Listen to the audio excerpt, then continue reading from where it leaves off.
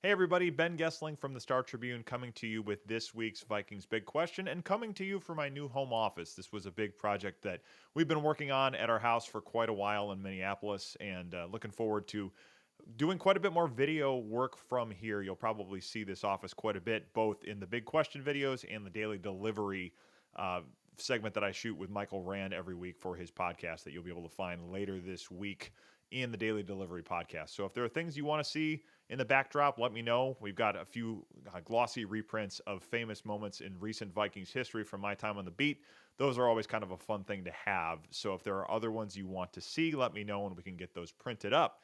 But the big question this week is a big issue that the Vikings had in their biggest game of the year on Sunday night against the Lions. They, of course, lose the game 31-9. They go 0 for 4 in the red zone and struggled to put drives away in a game that probably would have looked a lot different had they been able to do so. And this was an issue the Vikings had in October against the Rams the first time as well. So what I want to do today is look at a couple of moments from that game and things that the Vikings probably need to fix and do better if they want to win in Los Angeles this week and extend their season into the division round of the playoffs. So let's take a look.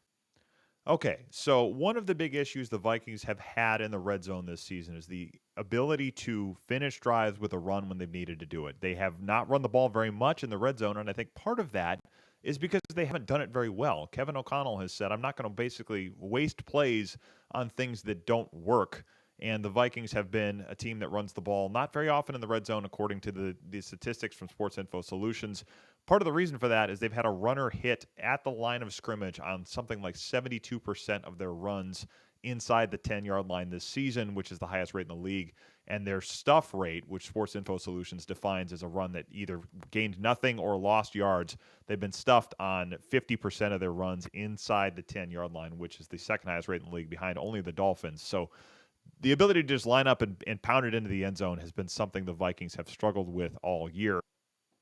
So first and goal from the Rams 4. The Rams have 5 on this side over here. Vikings have 1, 2, 3, 4, with the fourth being Justin Jefferson there in a 3-receiver set with the receivers tight. Kind of a Sean McVay staple that Kevin O'Connell's brought with him to Minnesota.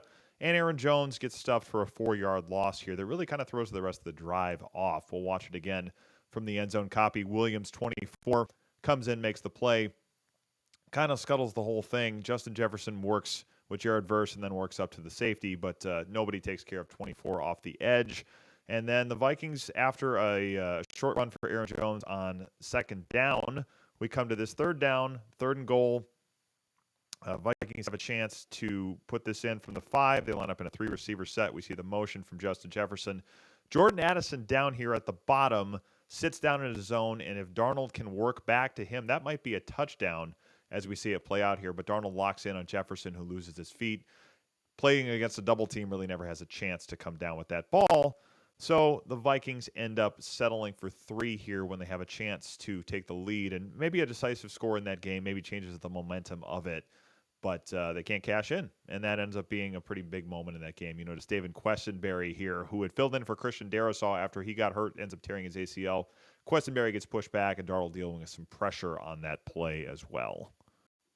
And then this one, middle of the fourth quarter, Vikings are down 4 points, 3rd and 4 from the Rams 17. This one's just a mistake. Sam Darnold does a nice job stepping up in the pocket here, makes a nice throw to Jalen Nailor on the run. Nailor drops it, and the Vikings are again forced to settle for 3 when a touchdown gives them the lead in this game. Again, we'll take another look at it here. Rams run a little bit of a twist up front. Darnold does a nice job stepping into a hole in the middle of the line of scrimmage to get away from it. Probably a touchdown if Nailor hangs onto that ball, but a miss there, and then they have to settle for 3, end up losing that game by 8. Really, I suppose by 10 when Sam Darnold gets pulled down for that safety at the end. But effectively, it's an 8-point game. And you have 2 drives that end with the Vikings giving up 4 points. So, if that game's 28-28, obviously it's a much different story, and this is going to be something the Vikings have to fix on Sunday against the Rams.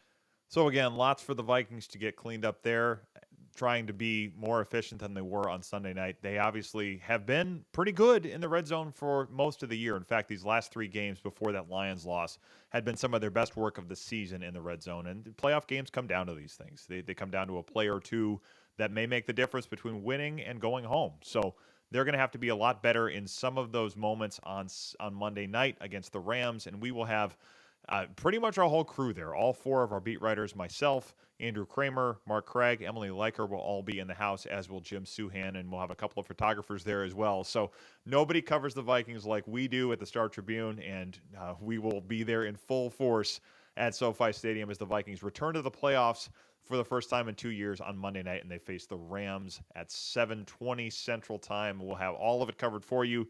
Podcast this week.